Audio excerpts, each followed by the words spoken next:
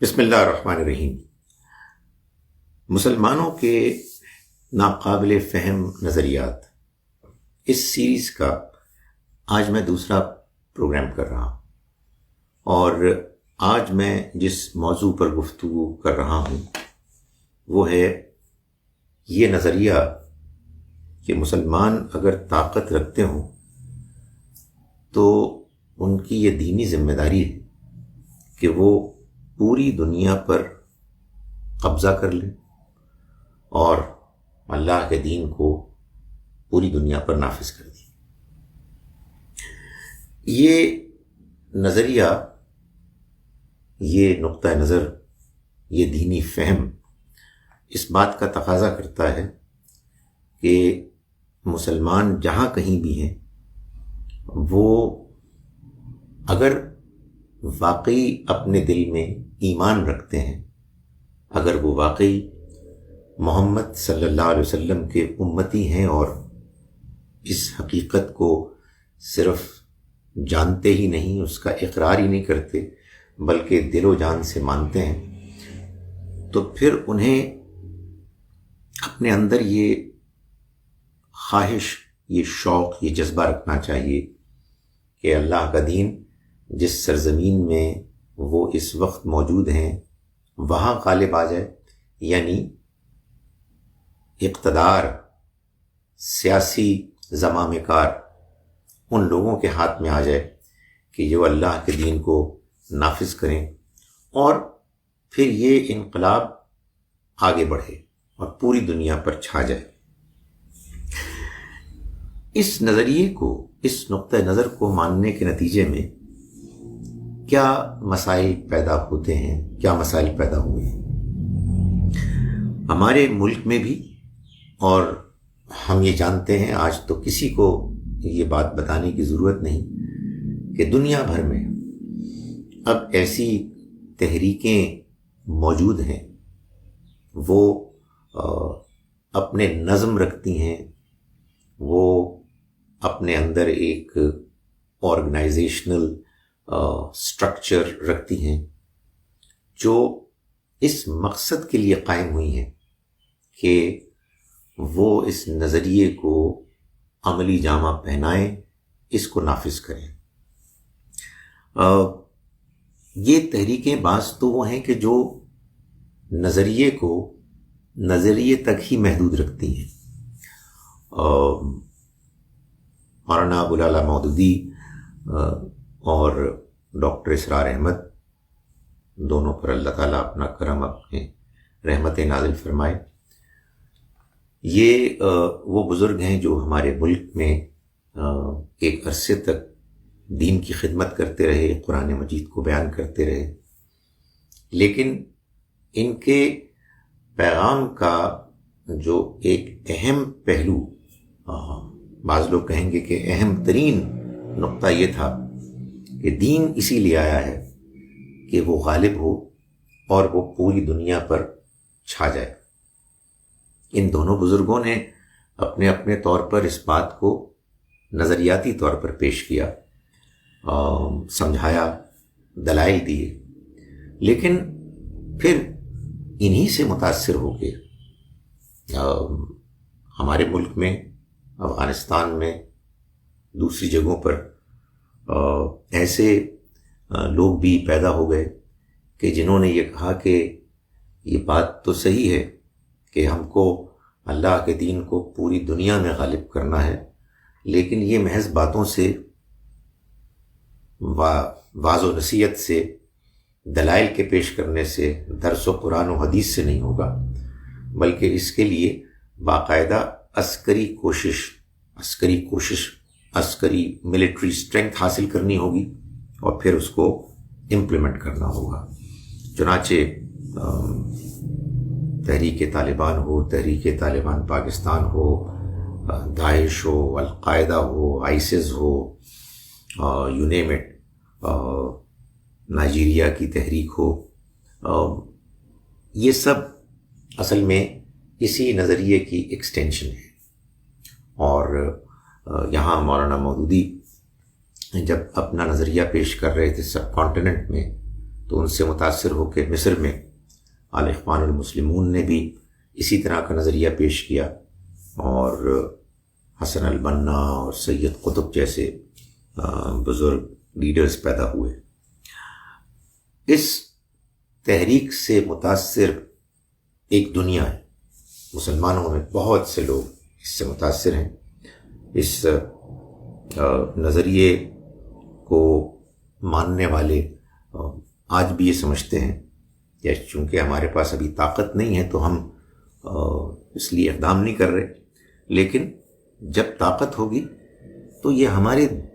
دین کا تقاضا ہے کہ ہم ایسا کریں۔ اس نظریے سے جو ایک اور مسئلہ پیدا ہوتا ہے وہ یہ ہے کہ جب یہ نظریہ پیش کیا جاتا ہے، اور میں نے گزارش کی کہ اس کے پیش کرنے والے بعض بہت ہی اہم شخصیات ہیں، علماء ہیں، اور یہ بات بالکل طے ہے کہ یہی نظریہ ایک مختلف انداز میں ہمارے مدارس میں بھی پڑھایا جاتا ہے، لیکن چونکہ وہاں اور بہت ساری چیزیں فقہ وغیرہ بھی پڑھائی جاتی ہیں تو یہ اتنا نمایاں نہیں ہوتا۔ اس کو باقاعدہ ایک مدلل انداز میں 2 اور 2 4 کی طرح ہمارے ان بزرگوں نے مؤثر طریقے سے پیش کیا، اور اس کے لیے انہوں نے تنظیمیں بنائیں، لوگوں کو منظم کیا، موٹیویٹ کیا، اور ایک دنیا جیسا کہ میں نے گزارش کی اس سے موٹیویٹڈ ہے۔ دوسرا جو مسئلہ پیدا ہوتا ہے اس سے، وہ مسئلہ میرے نزدیک سب سے اہم مسئلہ ہے، اور وہ یہ ہے کہ اس کے نتیجے میں جو ہمارے دین کا امیج بنتا ہے، ہمارے دین کے بارے میں لوگوں کے اندر جو انڈرسٹینڈنگ پیدا ہوتی ہے، اور یہ لوگ بہت اچھے بولنے والے لوگ ہیں، بڑے جذبے سے بولتے ہیں، ان کی زندگیوں میں جو ہمارے ہاں عام تصور ہے کہ اسلام کیسا ہونا چاہیے دیکھنے میں بھی اور عمل میں بھی، وہ بڑی سختی سے ان کے ہاں موجود ہے۔ آپ کہیے کہ ایک پوائنٹ آف ویو سے مکمل طور پر موجود ہے۔ تو جو عام لوگ، خواہ وہ مسلمان ہوں خواہ غیر مسلم ہو، وہ یہ سمجھتے ہیں کہ اصل میں دین یہی ہے، اسلام اسی کا نام ہے کہ باقی تمام قوتوں کو ختم کر دیا جائے، کمزور کر دیا جائے، اور اسلام غالب آ جائے۔ یہ اسلام کا امیج، جس کو کہیں کسی کتاب میں عنوان دیا گیا ملیٹنٹ اسلام، یہی اصل اسلام ہے۔ یہ جو بات مشہور ہوئی ہے، اس کا جو نتیجہ نکلا ہے وہ ایک ایسی ہمارے دین کی دعوت کے بارے میں ایک ایسا امیج پیدا ہوا ہے کہ جس کے بعد بہت سے انسان، غیر مسلم بھی اور مسلمان بھی، جو مسلمان پیدا ہوئے، وہ دین کے بارے میں کچھ دوری اور بعض صورتوں میں بیزاری اور بعض صورتوں میں اس سے بھی زیادہ شدت پر مبنی جذبات اور رد عمل رکھتے ہیں۔ اللہ کے دین کا اگر یہی پیغام ہے تو پھر اس کو ماننا چاہیے، پیش کرنا چاہیے، اس پر عمل کرنا چاہیے۔ لیکن اگر اللہ کے دین کا پیغام یہ نہیں ہے تو پھر اس پر نظر ثانی ہونی چاہیے، اور جوش کے ساتھ نہیں، ہوش کے ساتھ، دلائل کے ساتھ ہمیں ری وزٹ کرنا چاہیے کہ کیا واقعی اللہ کا دین یہ چاہتا ہے کہ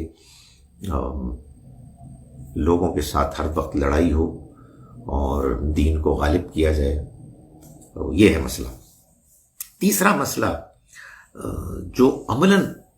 سب سے زیادہ سنگین ہے، حقیقت میں تو میرے خیال میں اللہ کے دین کا امیج ہے جو سب سے امپورٹنٹ چیز ہے، لیکن بہرحال عملاً اس سے زیادہ ایک سنگین مسئلہ پریکٹیکلی وہ یہ ہے کہ اس نظریے کو ماننے، اس کو پیش کرنے اور اس کو نافذ کرنے کے لیے اقدامات کرنے کے نتیجے میں عالمی امن کو شدید خطرہ ہے۔ آپ جان سکتے ہیں، ظاہر ہے کہ یہ امریکنز اور یہ ویسٹرن پاورز، یہ ہم میں سے بہت سے مسلمانوں سے ہمارا دین زیادہ جانتے ہیں، یعنی آپ سمجھیں کہ ہمارے دین کی معلومات اور ہمارے نظریات سے واقف ہیں۔ بھلا یہ ممکن ہے کہ اگر کوئی اس وقت عسکری طاقت ہے، سپر پاور ہے جیسے امریکہ، اسے یہ معلوم ہو کہ مسلمان یہ نظریہ رکھتے ہیں، ان کا یہ ایمان ہے کہ جب ان کو طاقت ملے گی تو وہ ہم سے لڑیں گے اور ہم کو ملٹری بیٹل فیلڈ میں مات دیں گے اور غالب آ جائیں گے، یہ ان کا جذبہ ہے اور اس کا اظہار ہوتا رہتا ہے. ہمارے ہاں لوگ اس پہ تقریریں کرتے ہیں. اس کے نتیجے میں دو خطرات ہیں. ایک تو عالمی امن کو خطرہ ہے. ظاہر ہے کہ یہ ہمارے جو مختلف گروپس ہیں جن کو اب دنیا ٹیررسٹ کہتی ہے، اور بعض کو تو ہم بھی ٹیررسٹ کہتے ہیں، لازماً کہتے ہیں، جن لوگوں نے ہمارے بچوں کو آرمی پبلک اسکول میں مارا، ظاہر ہے وہ ٹیررسٹ نہیں ہے تو اور کون ہے. لیکن ان سے اگر آپ پوچھیں تو وہ یہ صاف کہتے ہیں کہ ہم اللہ کے دین کو غالب کرنے کے لیے یہ سب کچھ کر رہے ہیں، ہم جہاد کر رہے ہیں. تو یہ ایک شدید خطرہ ہے عالم امن کا کے بارے میں جو لاحق ہوا ہے، اور اس کے نتائج ہم دیکھ رہے ہیں. ہزاروں لاکھوں لوگ ہیں کہ جو مرتے ہیں، اور وہ اس ساری جو کنفرنٹیشن ہے اور ملٹری جو بیٹلز ہیں اس کے نتیجے میں مارے جاتے ہیں. لیکن اس میں ایک بڑا اہم جو پہلو ہے وہ یہ ہے کہ مسلمانوں کو سب سے زیادہ خدشہ ہے اور وہ خطرہ ہے، اور وہ خطرہ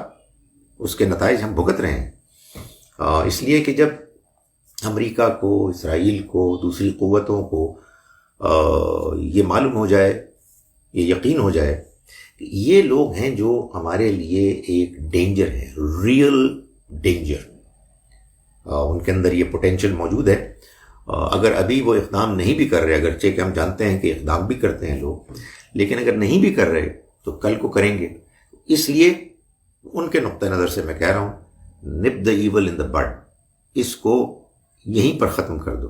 ان لوگوں کو کمزور کرو، ان لوگوں کو وہ موقع ہی نہ ملے کہ وہ اپنے پیروں پر کھڑے ہوں، عسکری طور پر اتنے مضبوط ہوں کہ ہمارے لیے وہ خطرہ بنے. تو عام بیچارہ مسلمان اس نظریے کی وجہ سے بھی، میں یہ نہیں کہہ رہا کہ اور وجوہات نہیں ہوں گی، لیکن وہ جو ہم سنتے ہیں نا کہ یہ یہودی سازش اور یہ فلاں کی سازش، اصل میں وہ سازش کیا ہے؟ اس میں ایک اہم فیکٹر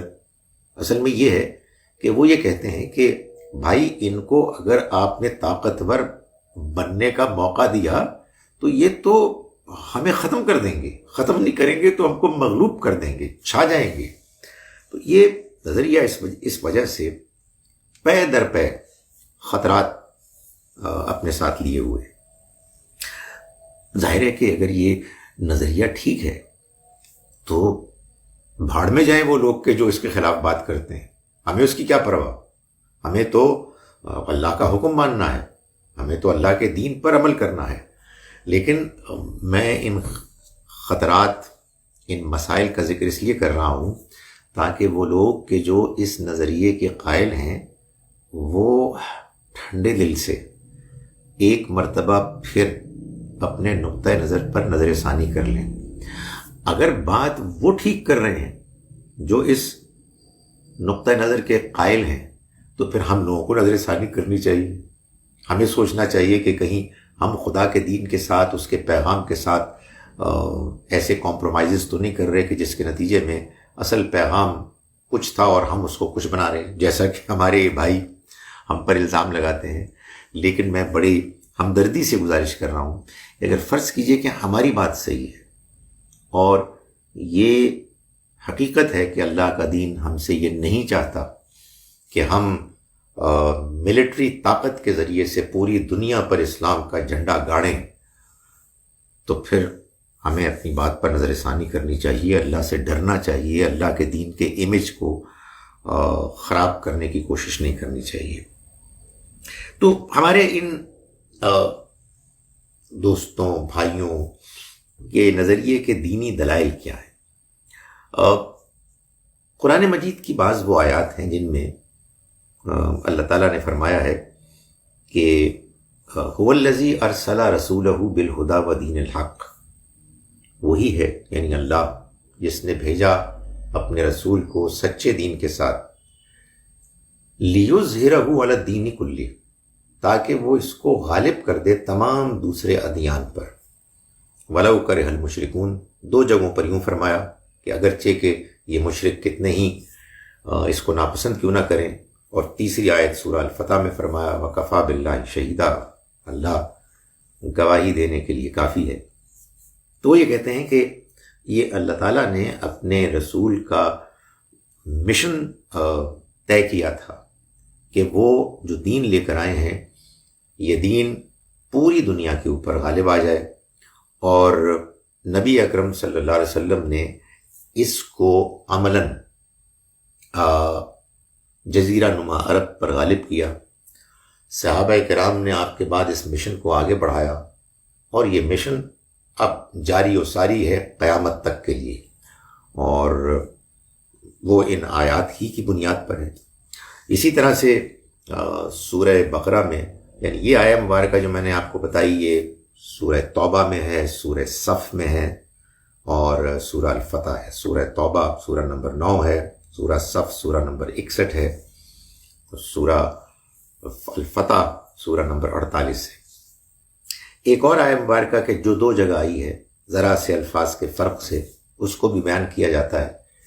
کہ وَقَاتِلُوهُمْ حَتَّى لَا تَكُونَ فِتْنَةٌ وَيَكُونَ الدِّينُ لِلَّهِ، اور تم ان سے لڑو جب تک کہ فتنہ ختم نہ ہو جائے اور دین سارے کا سارا اللہ کے لیے نہ ہو جائے۔ دوسرا جو ہے یہ سورہ بقرہ کی آیت ہے، اور سورہ توبہ میں ہے وَيَكُونَ الدِّينُ كُلُّهُ لِلَّهِ، دین سارے کا سارا اللہ کے لیے ہو جائے۔ اس میں بھی یہ بیان کیا گیا ہے کہ تم لڑو، اور لڑو اس وقت تک کہ جب تک کہ اللہ کا دین بقول اس نظریے کے غالب نہ آ جائے پوری دنیا کے اوپر۔ یعنی نبی صلی اللہ علیہ وسلم نے اس حکم کو نافذ کیا عریبین پیننسلا، جزیرہ نما عرب تک، صحابہ کرام نے اس کو آگے ایکسٹینڈ کیا، اور اب یہ قیامت تک کے لیے ہم سب کا کام ہے کہ ہم اس کو آگے بڑھائیں، لڑیں جب تک کہ فتنہ، یعنی جتنے بھی دین اسلام کے علاوہ نظام ہیں، یہ طاغوتی نظام، یہ شیطانی نظام، یہ فتنے پر مبنی سوسائٹیز، یہ جب تک کہ مغلوب نہ ہو جائیں اس وقت تک لڑو۔ اسی کے ساتھ ساتھ جو ان آیات کے علاوہ، دائرے کے ان آیات کے علاوہ بھی آیات ہیں، لیکن یہ میں نمائندہ آیات آپ کو بتا رہا ہوں۔ صحابہ کرام رضی اللہ عنہم کے اقدامات جو نبی صلی اللہ علیہ وسلم کی زندگی کے بعد ان سلطنتوں اور ریاستوں پر حملے کی صورت میں سامنے آئے کہ جو اب تاریخ کا حصہ ہیں، اس کو بھی گواہی شہادت کے طور پر پیش کیا جاتا ہے کہ چونکہ حضور نے یہ اقدام کیا جزیرہ نما عرب کی حد تک، آپ صلی اللہ علیہ وسلم نے اپنی زندگی ہی میں ایک لشکر تیار کیا، اسامہ بن زید رضی اللہ عنہما کو اس کا امیر مقرر کر کے بھیجنا چاہتے تھے کہ اس سے پہلے اللہ کی طرف سے آپ کا بلاوا آ گیا، اور ابو بکر رضی اللہ عنہ نے اس لشکر کو پھر بھیجا کہ وہ اس مشن کو اکمپلش کرے۔ تو یہ شروع ہو گیا تھا اقدام، اور یہ صحابہ کرام نے اس کو جاری رکھا، اور یہ وہ چیز ہے کہ جو بقول اس نقطہ نظر کے پیش کرنے والے بزرگوں کے کہ یہ مسلمانوں کی اندرونی جو اختلافات تھے اور ایک دوسرے سے لڑائیاں تھیں، اس نے اس کو روک دیا، ورنہ یہ پھیل رہا تھا۔ اور اگر صحابہ کرام کے زمانے کا جو سلسلہ تھا ایکسپینشن کا، اور بعد میں بھی اسپین تک مسلمان پہنچ گئے تھے، اگر یہ مسلمانوں کی کمزوریوں دینی اخلاقی کمزوریوں، آپس کے اختلافات کی وجہ سے نہ رکتا تو پوری دنیا پر اب تک اسلام کا غلبہ ہو جاتا جو اللہ کا فیصلہ تھا۔ تو وہ کہتے ہیں نا کہ وہ اشعار پڑھتے ہیں، تھمتا نہ تھا کسی سے سیل رواں ہمارا، اور دشت تو دشت سے دریا بھی نہ چھوڑے ہم نے، بحر ظلمات میں دوڑا دیے گھوڑے ہم نے۔ سو یہ ظاہر ہے کہ ایک جوش، ایک جذبہ ہے کہ جو پیدا ہوا اور ابھی تک موجود ہے۔ اس میں پھر شاعری بھی ہوئی، اس میں تقریریں بھی ہوئیں، اس میں نسیم حجازی اور دوسرے مصنفین نے ناولز بھی لکھے۔ تو ایک جذبہ ہے لوگوں کے اندر کہ دین غالب آ جائے۔ آپ پوچھ سکتے ہیں کہ اس میں آپ کو کیا مشکل، آپ کو کیا مسئلہ ہے، آپ کیوں مداہنت کا شکار ہے؟ مداہنت یعنی کمزوری، آپ کیوں دین کے بارے میں ایک کمزور موقف رکھتے ہیں؟ حقیقت واقعہ یہ ہے کہ اگر نظریہ یہی صحیح ہے تو پھر اسی کو ماننا چاہیے، اسی پر عمل کرنا چاہیے، لیکن حقیقت واقعہ یہ ہے کہ یہ نظریہ ٹھیک نہیں ہے، اس لیے کہ قرآن مجید اس بات پر بالکل واضح ہے کہ اللہ کے رسول صلی اللہ علیہ وسلم تشریف لائے تھے اللہ کا پیغام برحق لے کر، اور یہ جو آیت ہے اور دونوں آیات والذی ارسل رسولہ، اس میں رسول اللہ صلی اللہ علیہ وسلم کا ذکر ہے کہ اللہ نے آپ کو بھیجا تاکہ آپ جزیرہ نما عرب پر اللہ کے دین کو غالب کر دیں۔ یہ اللہ کا قانون اللہ کے رسولوں کے معاملے میں ہمیشہ سے جاری و ساری ہے۔ رسول جب بھی آتے ہیں وہ اور ان کے ساتھی غالب آ جاتے ہیں، اور ان کے مخالفین مغلوب ہو جاتے ہیں، سزا پاتے ہیں، ان پر عذاب آ جاتا ہے۔ قرآن اس نقطہ نظر کو بیان کرنے میں بالکل واضح ہے۔ قرآن کا معلوم ہوتا ہے کہ سب سے اہم موضوع یہی ہے کہ اس بات کو واضح کیا جائے کہ وہ جو بڑی قیامت آنے والی ہے، اس سے پہلے ہر رسول کے آنے پر ایک چھوٹی قیامت آتی ہے جس میں اللہ تعالیٰ ڈیمونسٹریٹ کرتا ہے، دکھاتا ہے کہ جب اصل قیامت آئے گی تمام انسانوں کے لیے، تب اسی طرح سے حساب کتاب ہوگا۔ اچھے لوگ ایک طرف ہو جائیں گے، برے لوگ دوسری جانب ہوں گے، ایک گروہ کو انعام ملے گا، دوسروں کو سزا ملے گی۔ یہ اللہ تعالیٰ ایک غیر معمولی واقعہ رونما کرتے رہے ہیں، اور اس سلسلے کا آخری واقعہ، کیونکہ پچھلے واقعات تو ہوئے اور گزر گئے، ان کی داستانیں تو موجود ہیں، لیکن یہ جو آخری مرتبہ واقعہ ہوا نبی اکرم صلی اللہ علیہ وسلم کے ذریعے سے آپ کی دعوت دینے کے نتیجے میں، اس کو اللہ تعالیٰ نے قرآن مجید میں محفوظ کر لیا تاکہ قیامت تک کے لیے لوگوں کے لیے قیامت کی یہ سب سے بڑی دلیل بن جائے کہ وہی اللہ کے جس نے آخرت میں صحیح اور غلط، حق اور باطل کا فیصلہ کرنا ہے، وہ اللہ اس دنیا میں بھی یہ فیصلہ کئی مرتبہ انسانی تاریخ میں کر چکا ہے۔ آخری مرتبہ محمد صلی اللہ علیہ وسلم کی ذریعے سے یہ فیصلہ ہوا، اور اس کو اللہ تعالیٰ نے برپا کیا۔ قرآن نے یہ واضح کیا ہے کہ یہ جو اللہ کا عذاب آتا ہے یہ دو صورتیں اختیار کرتا ہے۔ یا تو یہ اگر رسول کے ساتھی کم ہوں تو آتا ہے کسی آسمانی یا زمینی آفت کی شکل میں، نیچرل کسی کلیمٹی، ڈیزاسٹر کی شکل میں، اور اگر اللہ کے رسول کے ساتھی تعداد میں زیادہ ہوں، جیسے کہ نبی صلی اللہ علیہ وسلم کے ساتھیوں کے معاملے میں ہوا، تو یہی عذاب آتا ہے اللہ کے رسول کے ساتھیوں کی تلواروں سے۔ چنانچہ قرآن مجید نے اس کو بیان کیا سورہ توبہ کی آیت نمبر 14 میں کہ اللہ تعالیٰ یعذبہم اللہ بایدیکم، اللہ ان کو عذاب دے گا تمہارے ہاتھوں کے ذریعے سے۔ اور سورہ انفال میں، جو پچھلی سورہ ہے، سورہ نمبر 8، اس کی آیت نمبر 17 میں غزوہ بدر کو بیان کرتے ہوئے فرمایا کہ فلم تقتلوہم، تم نے ان کو قتل نہیں کیا، ولیکن اللہ قتلہم، بلکہ اللہ نے ان کو قتل کیا۔ اور نبی صلی اللہ علیہ وسلم نے جو اپنے ہاتھ میں کنکر لے کے شانت الوجوب فرماتے ہوئے کفار کی طرف پھینکے اور وہ طوفان بن گئے، تو اللہ تعالیٰ نے اسی آیت میں فرمایا کہ اے پیغمبر وما رمیتا اذ رمیتا، آپ نے نہیں پھینکے وہ کنکر جب آپ نے پھینکے، ولیکن اللہ رما، بلکہ اللہ نے وہ کنکر پھینکے۔ تو یہ اللہ کا عذاب تھا جو اس قوم پر آیا کہ جس قوم نے اللہ کے رسول کا انکار کر دیا۔ رسول اللہ صلی اللہ علیہ وسلم نے اپنی زندگی ہی میں، ابھی آپ کو دنیا سے رخصت ہونے میں 3-4 برس تھے 7 ہجری میں، گرد و پیش کی 8 ریاستوں کے سربراہوں کو خط لکھ دیا، خطوط لکھ دیے اور ان کو اللہ کے دین کی دعوت دی۔ ان لوگوں نے ایک عظیم انقلاب کی خبر سن لی تھی، یہ جان لیا تھا کہ یہ اللہ کے رسول ہیں، وہ اس کا دعویٰ کر رہے ہیں، اور گویا کہ یہ بات جس کو آپ کہتے ہیں نا اتمام حجت، وہ جزیرہ نما عرب کے اندر کے رہنے والے لوگوں پر تو رسول اللہ صلی اللہ علیہ وسلم نے براہ راست کر دی، اور یہ جو خبر پہنچی ان علاقوں میں، اس خبر سے ان لوگوں تک بھی یہ حقیقت پہنچ گئی اور ان پر بھی حجت تمام ہو گئی۔ ایک اللہ کا بندہ جو تنہا اللہ کی دعوت لے کے اٹھا،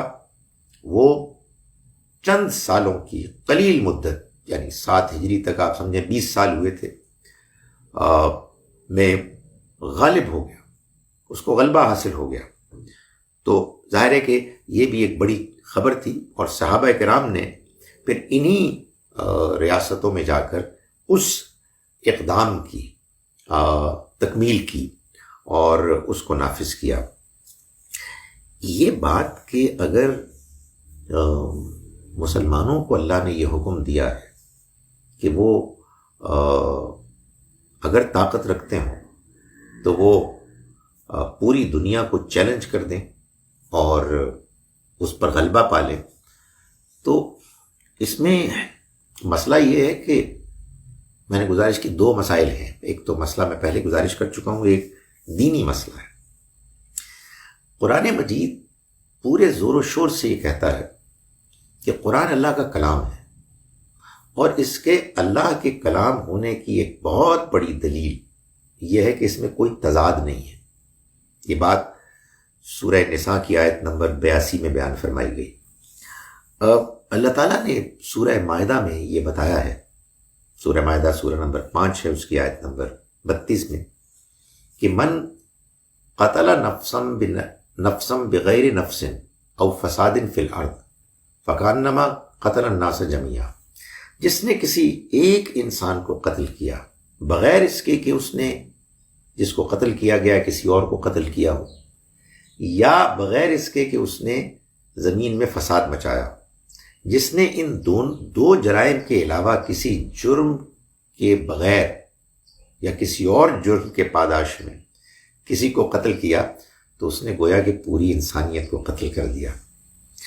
زمین میں فساد مچانے کا مطلب یہ ہے کہ کسی کی حرکتوں کی وجہ سے فرد یا گروہ کی لوگوں کے جان، مال، آبرو خطرے میں ہے، وہ فساد مچا رہے ہیں، تو ان کے ساتھ بھی یہ معاملہ کیا جائے گا۔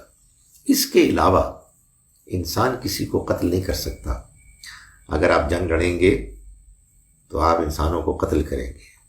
اس کی آپ کو اجازت نہیں ہے۔ رسول اللہ صلی اللہ علیہ وسلم کے زمانے میں جو جنگیں ہوئیں، وہ جنگیں قرآن واضح کر رہا ہے کہ اللہ کا حکم تھا، اللہ کا عذاب تھا، چنانچہ اللہ تعالیٰ اس تضاد کو واضح کر رہے ہیں کہ یہ تضاد نہیں تھا، اس تضاد کے بارے میں غلط فہمی کو دور کر رہے ہیں کہ اے پیغمبر کے ساتھیوں، تم نے ان کو قتل نہیں کیا، یہ اللہ نے قتل کیا، ان کو اللہ کے فرشتے آئے تھے، اسی لیے واضح کیا کہ یہ عذاب ہے جو تمہارے ہاتھوں سے ان کو دیا جا رہا ہے۔ یہی ہے کہ جس کی ایکسٹینشن صحابہ کرام کے دور میں ہوئی، اور بخاری کی ایک حدیث سے معلوم ہوتا ہے کہ صحابہ کرام نے کہا کہ یہ ہمیں اللہ کے رسول نے حکم دیا ہے، تو چنانچہ بھائی اگر یہ اللہ کا حکم ہے تو ہمیں بھی اس میں شامل ہونا چاہیے۔ لیکن اگر یہ قتل ناحق کا ایک بہت بڑا منصوبہ ہے تو پھر ان لوگوں کو ڈرنا چاہیے کہ جو اس منصوبے کو خدائی حکم اور پروگرام کی حیثیت میں دنیا کے سامنے پیش کر رہے ہیں۔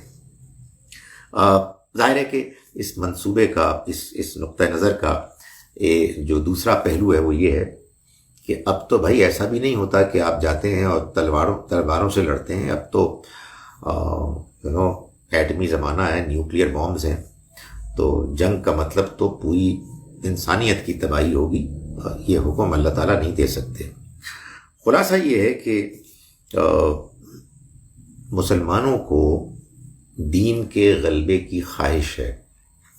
مجھے بھی خواہش ہے۔ سچی بات یہ ہے کہ میری یہ خواہش ہے کہ اس دنیا کا ہر فرد مسلمان ہو جائے، محمد صلی اللہ علیہ وسلم کو اللہ کا پیغمبر مان لے، لیکن اس کا طریقہ جنگ نہیں ہے۔ جنگ کے نتیجے میں آپ سن لیجئے لوگ بیزار ہوتے ہیں، بد دل ہوتے ہیں، دور ہوتے ہیں، آپ کے دینی پیغام کو سننے کے لیے بھی تیار نہیں ہوتے۔ اگر اس غلبے کو حاصل کرنا ہے تو اس کا ایک ہی طریقہ ہے، ہم اپنے اخلاق اور کردار کو مضبوط کریں، ہمارے قول و فعل میں کوئی تضاد نہ ہو۔ یہ نہ ہو کہ ایک طرف ہم کہہ رہے ہیں کہ ہمارا دین امن کا دین ہے، ہم تو السلام علیکم ورحمۃ اللہ کہتے ہیں آپ کو، ہم تو دین کا نام بھی اسلام بیان کرتے ہیں، اور دوسری جانب ہمارا نقطہ نظر یہ بتا رہا ہے کہ ہمیں پورے دین پر غالب آنا ہے۔ اگر ہمارے پاس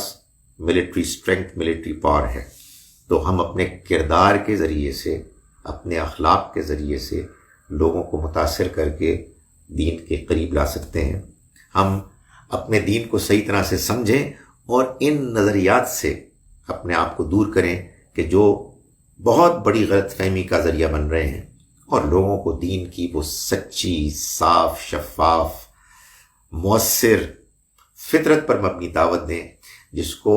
میں گزارش کروں ہر انسان، دنیا کا ہر انسان، سچا، اچھا، پاکیزہ انسان اس کا انتظار کر رہا ہے۔ لوگوں کو اس کی ضرورت ہے۔ ہم اس طرح کے نظریات کے نتیجے میں انسانیت کو اس سے دور کر رہے ہیں، اور ہم علم میں ترقی کریں، ٹیکنالوجی میں ترقی کریں تاکہ لوگ ہماری بات سنیں۔ اللہم ارنا الحق حقا وارزقنا اتباعہ، اے اللہ تو ہمیں حق کو حق کی صورت میں دکھا اور ہمیں اس کی پیروی کرنے کی توفیق دے، وارنا الباطل باطلا، اور ہمیں باطل کو باطل کی صورت میں دکھا، وارزقنا اجتنابہ، اور ہمیں اس سے اجتناب کرنے کی توفیق دے۔